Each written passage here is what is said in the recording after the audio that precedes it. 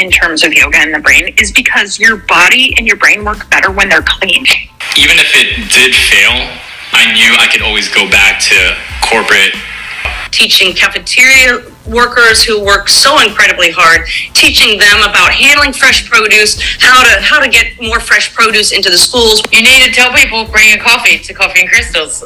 But sometimes you need an intervention. You know, you need a surgery, and that's okay. You get your surgery, and then you use all these other modalities in the Ayurveda to prevent things from coming back. Okay, so I don't usually put collagen in my coffee in my bedroom, but my bedroom has turned into the studio today. We're about to record. I just made a iced coffee, and literally I got a knock at the door, and it was my collagen that I got to put in my coffee, and I was like, oh my God, I love this. This is not a paid partnership. It's paid in abundance. Like, it was like epic timing. Okay, cool. So I usually do liquid collagen, but I did some research, and Google Analytics and SEO brought me to Bulletproof. But honestly, I've had their collagen before. I've got it at Sprouts, when that Sprouts used to be on Santa Monica Boulevard in West Hollywood. Anyway, and I really liked this collagen. It didn't bloat me, and it's pretty inexpensive. It's non-toxic. This brand, I don't know a bunch about it, but I know that they do coffee too. That's good for mental focus and for your brain. That's all I got. We got to get going, but I'll drop a link in the show notes. If you guys need collagen this season, check it out. Hey guys, welcome back to Coffee and Crystals. I'm Katie Cronister, your hostess, and today we are going to talk about a ton of topics. Hopefully I can kind of get through all of them in some sort of organization, which is a key emotional mental focus around the full moon in Taurus, Venus rising. I don't even know the proper words, but Venus is in this moon, and it is the full beaver moon. And they really say that, or they came up with that in Native American culture, because this is when all the beavers start to go into hiding. I experienced that at my office in Legends on Melrose this week. Not beavers, but the squirrels were like trying to come into the store and like really kind of, and I was watching them, and they were literally like digging, and it looked like they were gathering, and I was like, they're getting ready for the full beaver moon, November 15th. So I am literally recording this the afternoon of the full moon. It feels like we're almost in Vata hour. I have been trying to record this podcast, it seems like all morning, but I just had such a yummy self-care, like fun evening in community. You know, I always record these now mostly on Friday mornings when it's an individual show like today, where it's just me yapping at you about the full moon and other things that, you know, I feel of importance from my recap of the previous week. But with that, I'm always coming off of Run Club, which is funny because, you know, it's just Run Club has become such a big part of my weekly routine. I am now part of the board. We still can't figure out like my title, which honestly, it's not about titles, but I did become a part of a group text called the C-Suite this week. And why I'm saying all this is we were running under the full moon, the beauty of the moon. Hannah, the founder, like last minute was like, you're leading the stretch. And like, I hate being thrown off guard when it comes to talking about this like really personal spiritual practice of yoga, but there is this element that like you can't always be ready. And if you live a life where you are kind of always preparing for these moments, like this is good for you. It's good for the growth. So instead of being like, no, I don't want to do that, I'm not prepared, which is like kind of what my anxiety self was trying to bring into my mindset, I was like, yeah, sure. But since I had also been preparing for this show where I wanted to just talk about the specifics of this last supermoon in 2024, talk about what, you know, the meanings of like Venus and Taurus and what that means in a physical sense, mental, emotional, and spiritual, so you guys can kind of really feel this power of this supermoon. Since I have been doing research and kind of like in that mindset to record the day after this run, I kind of just led my yoga practice with that. Like, I'm like, okay, so in Qigong Chinese medicine, this is an area of autumn where, you know, the light is limited in the daylight. So we're constantly reminded to live through this darker period where it's just going to get a little bit darker, right? Because we're like heading into pre-winter. This is like the back half of fall. And in Chinese medicine, it really signifies not just, you know, when you think about the time of the year, but it's a particular part of your body, and the body and the organs that are connected to this autumn full moon Beaver Taurus moon is the large intestine as well as the lungs.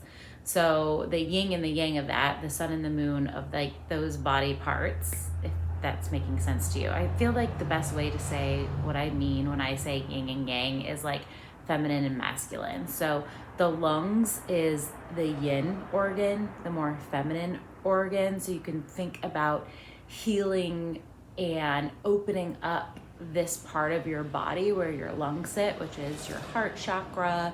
So that's why I filled my little studio with pink crystals for the recording. If you guys follow me on social media, I was not just decorating my studio for you guys for the episode, but I also was like carrying these crystals around with me all week. I had an amethyst in my pocket, which is like a purpley, crystally stone, because I really felt like, you know, the beginning of this week, I felt like more in that yang energy, that masculine energy. And then I started really feeling grief, which is another big piece of this emotional energy of this moon is grief. But I wasn't really like conscious of that. I was just like feeling that. And I was like, I need something sweet and pretty.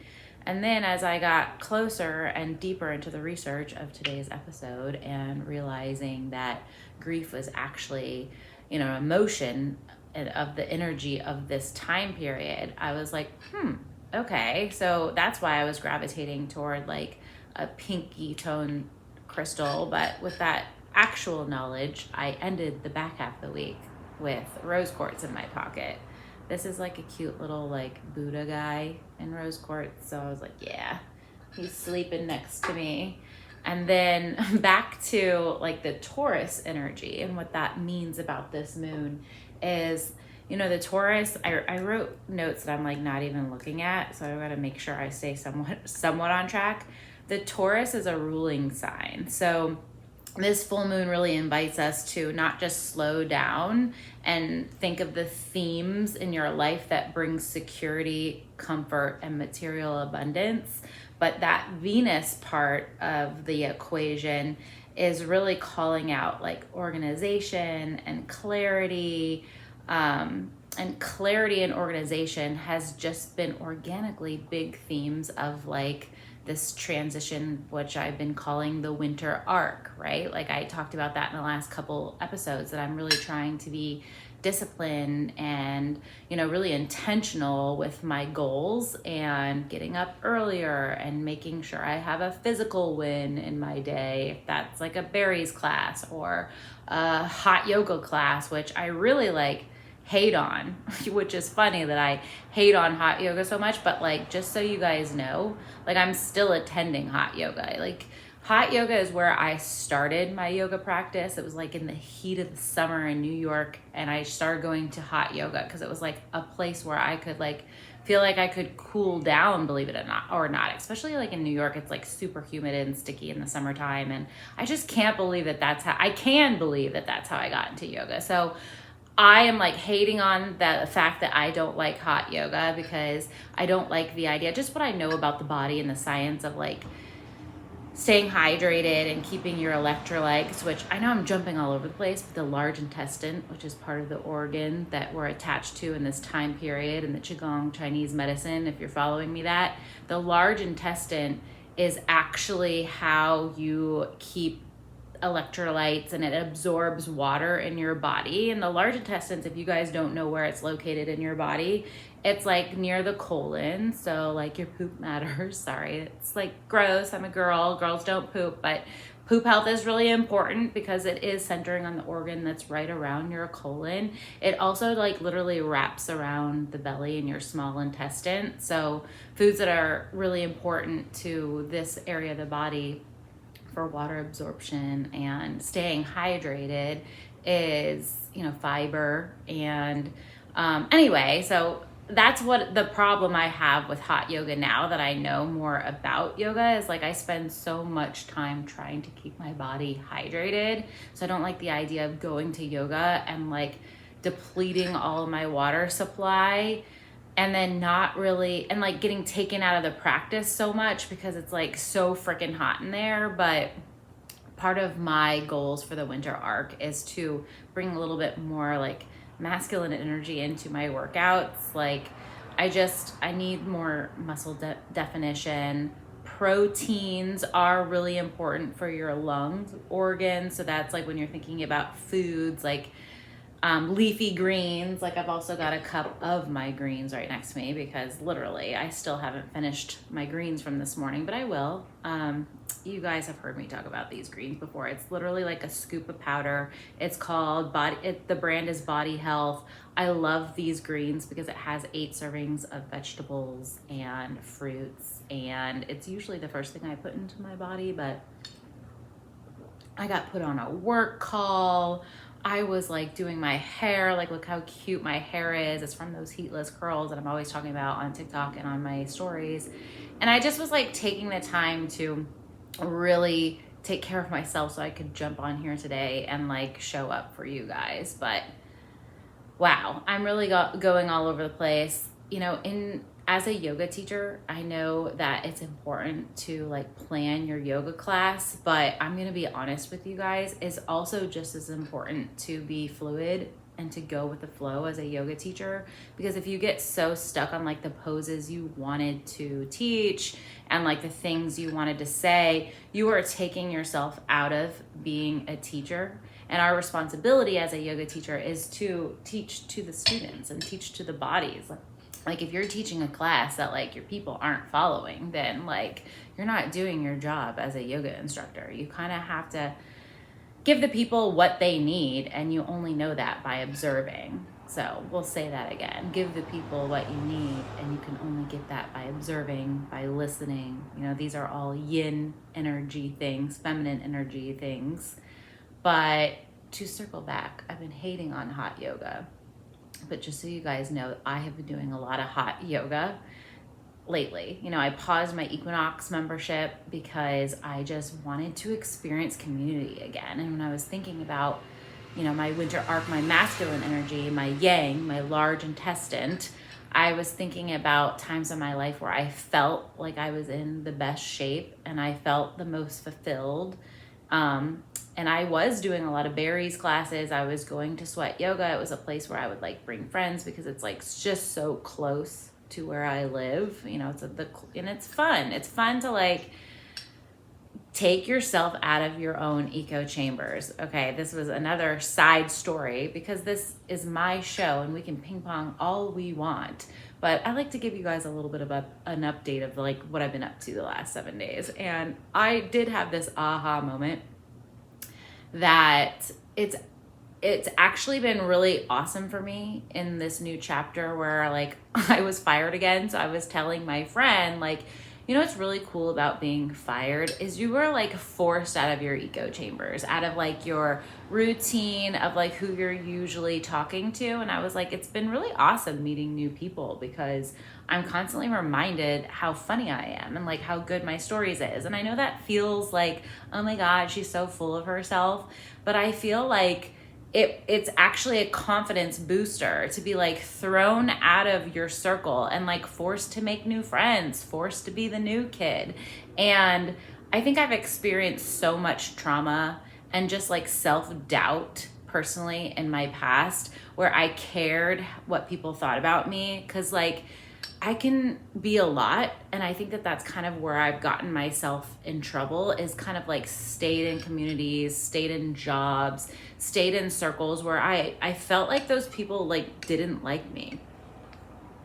You know, when you kind of like can tell that you make people cringe, I do that a lot to people, but I also think that I actually have this like charismatic personality that does an absolute difference. So anyway, again, I hope that doesn't come off like I'm like super full of myself. I think that like it's just a reminder, like personally what I want to be doing is building a community off of writing a book and this podcast, which means I have to meet more people, I have to network with more people, and you know, being forced into like new organizations and in new positions, it's forcing me to grow. It's forcing me to get out of my own echo chamber. So she was cracking up at me because I'm funny. No, but another lesson I had that I can directly connect is an emotion that is connected to this full moon in Taurus is, like I mentioned, grief. And if you don't feel like you had something like heavy in your life, or you're not going through grief in your life, like, you know, don't attach to that too much. Like, I'm not saying, you know, get sad, guys. Like, that's the energy we need to be in. But I think you can just explore that word. And grief is, you know, around your heart chakra, which is next to your lungs, your organs. And, you know, it's important right now for healing and for releasing under this moon to just think about what it is that you might be grieving over, or what it is that you're still holding on to. And I think naturally or unconsciously, I was going through a grieving process at the beginning of this week since I last talked to you guys. And I met up with an old coworker, one of my dear friends, Jordan. She is such a good human, a good mom, a good wife. She is such a sweetheart. And she was in town visiting the Century City store, my old district that she now oversees. But she made time to have dinner with me. And I do feel like there's like a little sense of like trauma bonding when I'm around her, because like for years we traveled together. We went through so much together, and a lot of like toxic work environment I experienced with her. Like, we've traveled to Hawaii, to North Carolina. We spent a lot of time bunking up in the same room in Huntington Beach, or just being in the same work conferences where we spent dinners and long meeting days together. Like, you know, she's become a really good friend. She came to family weekend with my family when my little cousin Aiden, he's not little anymore, when he went to Arizona State and I was in town for work visiting the Scottsdale store for Travis Matthew, and she was outside of Scottsdale, so she came to family weekend with my aunt. There's just a lot of great yummy memories with Jordan. But anyway, my point of this grief section is I just, like, my feet hurt coming off of that day. I was like working in the Beverly store where it can be really busy, and I was just like hangry. And I feel like I got stuck in that trauma bonding where we used to kind of like complain and release and let go together. And I was like crying and kind of was like, I can't believe I'm here. Like, I should be farther along. And it kind of like dawned on me when I was like researching more about this moon and how it's really going to make you feel into the grieving process. And I was like, okay, where did that come from? Because I actually am doing really well right now. Like, I'm proud of myself. I feel like I've really like persevered and come out of a lot of like lame things, and kind of, I don't actually feel very sad. But then I was like, the truth is sometimes we have to stop. We have to like take notes and like judge ourselves, but with like a little j. Like, we have to do it with like love, with yin energy. And I think where this was coming from was just like bad behaviors and like falling into bad patterns. Like, when I see this person, you know, I vomit out of the mouth, or kind of like go into this energy too much. But I think what happened is it was a safe place. Like, so I did therapy this week, and it is a place where, you know, you kind of just say things and you don't know how it's going to make your body feel, and you can experience that in a yoga class. Like, sometimes those yoga classes, you are just like bawling your eyes out on your mat, and sometimes you know why, and other times you don't. Like, energies just stir up different things. And I think just being in that safe, yummy, like friendship hug vibes of Jordan, I felt safe to kind of just like spew out all these things. And what came from that, the opposition or the learning moment that I had from like really thinking about this grief or this past grief that I was still holding on to, is actually abundance. I came out of like releasing with Jordan, thinking about all my experiences that like I messed up and I made people cringe and people didn't believe in me and people gossiped about me and I gossiped about them and I didn't believe in this scenario. And I just kind of was like, wait, hold on. This is like everything that had to happen on my path and my journey for me to get where I needed to be. Like, we don't like to believe it. We don't like to believe it sometimes that these things are happening for us, not to us. But I couldn't still be working and being in these relationships with these people who hurt me so much, even if it still hurts you. So take this time to reconnect and ponder, what it is you're grieving over, and maybe like what past trauma bonding you might be doing and reliving something that really no longer serves you. Okay, so I feel like I could probably have gone over the lungs and the large intestines more, but I do want to make sure we're circling back on those two special organs that are connected to the autumn of this full moon in Taurus, perseverance. Yoga poses. So for lungs, like yesterday at West Hollywood Run Club, when I was teaching the yoga class, I was like, okay, we need to open up our chest. It's all about the lungs right now. Like get them gazing at the moon, like put that seed of intention that the moon is coming, opening up the heart chakra, really breathing into the lungs.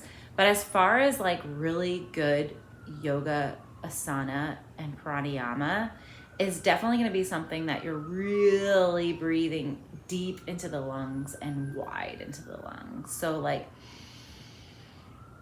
intentional inhales with a hold at the top, really like feeling your lungs and your chest expand, and then really feeling that breath rooting down into your root chakra, into where, it's wrapping around your belly, sitting on your colon, thinking of the large intestine. So breathing in all the way from the bottom of the large intestine where your belly is, and then inhaling all the way up, opening with your breath, opening your chest and your lungs, and then mindfully breathing that out. So good poses would be twists, like seated twist. I always think of, again, the opposition of these organs. So really, breathing into those kidneys. So maybe a happy baby, where you pull in your knees, grab your feet, like rock, kind of massage out that kidney, that lower back.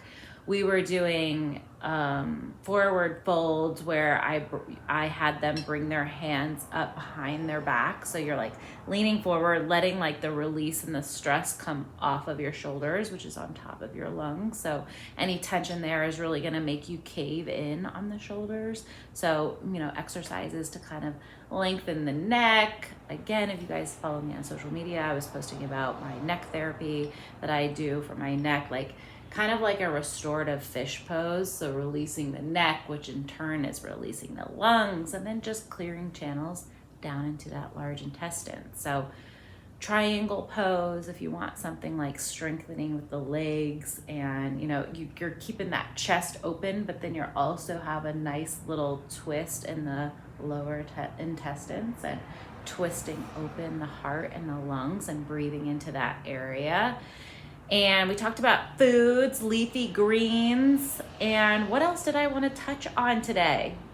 Oh, the element of this full moon. And again, in the Chinese medicine, they talk about metal as the element that connects to this moon and to this period in time. So what that means for you is, like, I always drink fresh water out of my copper cup.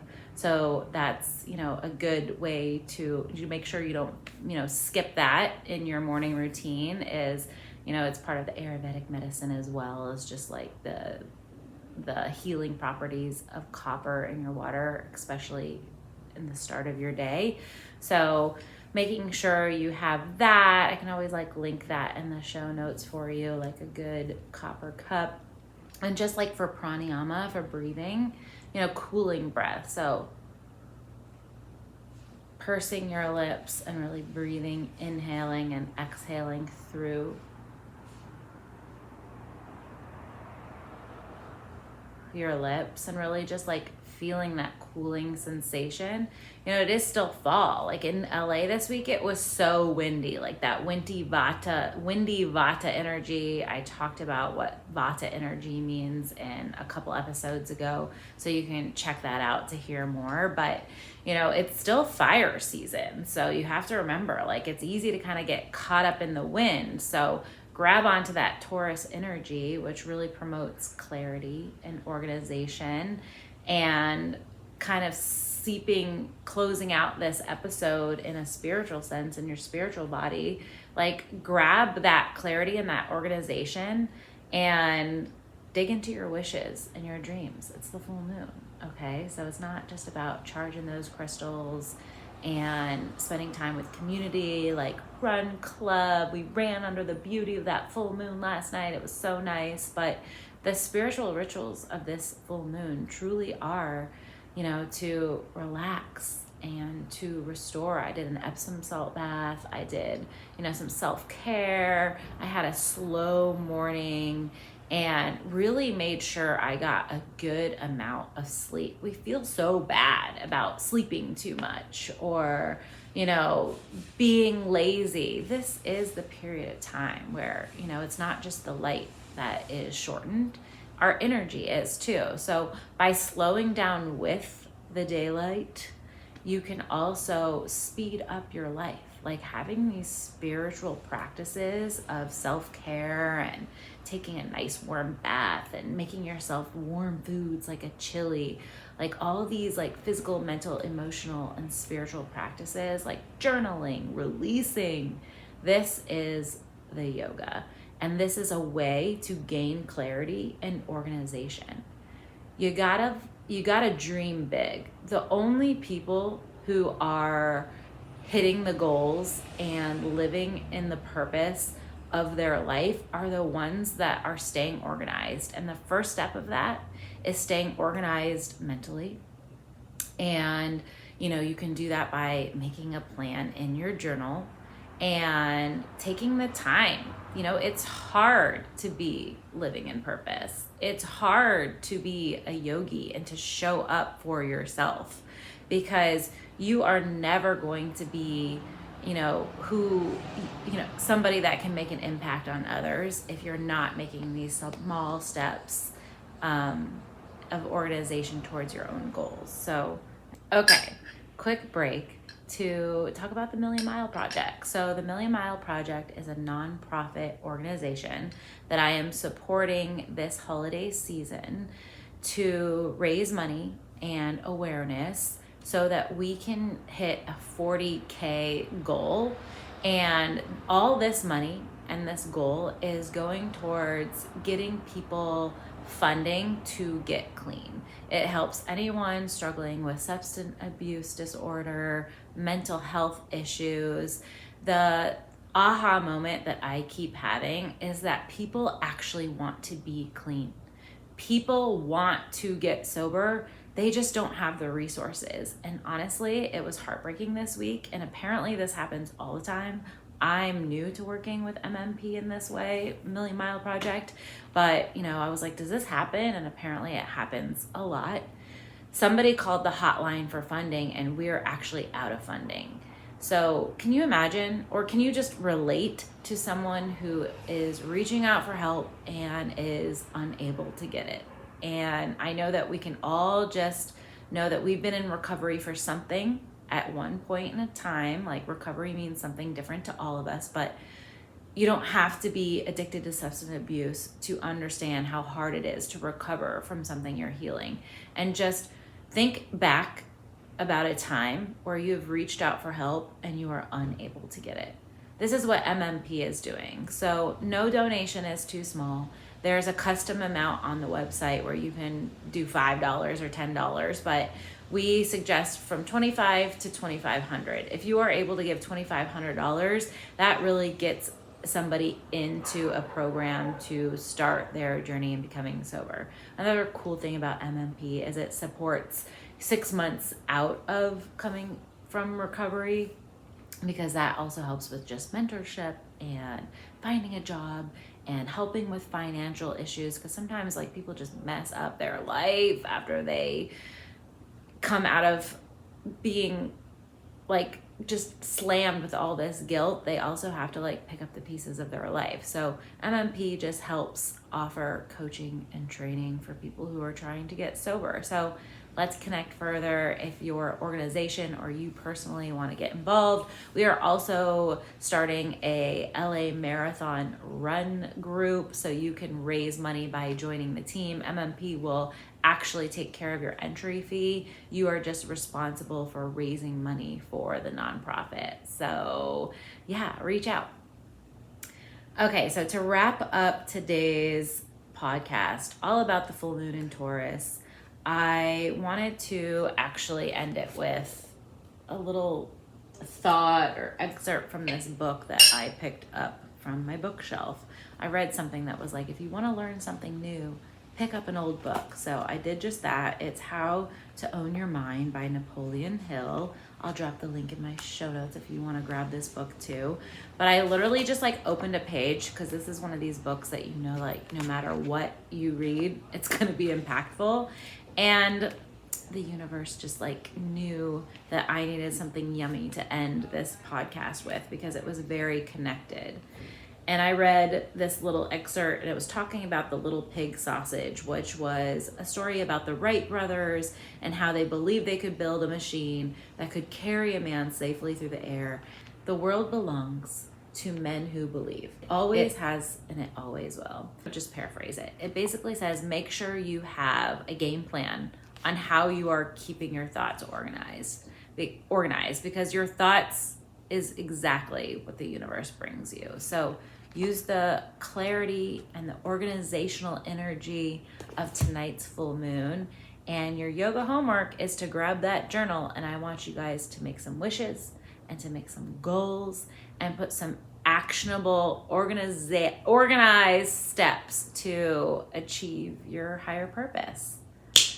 You guys, thank you for tuning in to all this jibber jabber and randomness. I hope you learned something from today's yoga class. You guys need to be following the platform. If you think that this podcast is something that one of your friends or family members could benefit from, please share the show. And when you do, make sure that they are also following the platform. You get some perks for following the platform. You'll get notified when my new episodes drop. All right, this is a long, lengthy goodbye. I'm just gonna miss you guys. It's gonna be a whole week. Bye. The only magic that is put out is, I'm losing my thoughts on that one.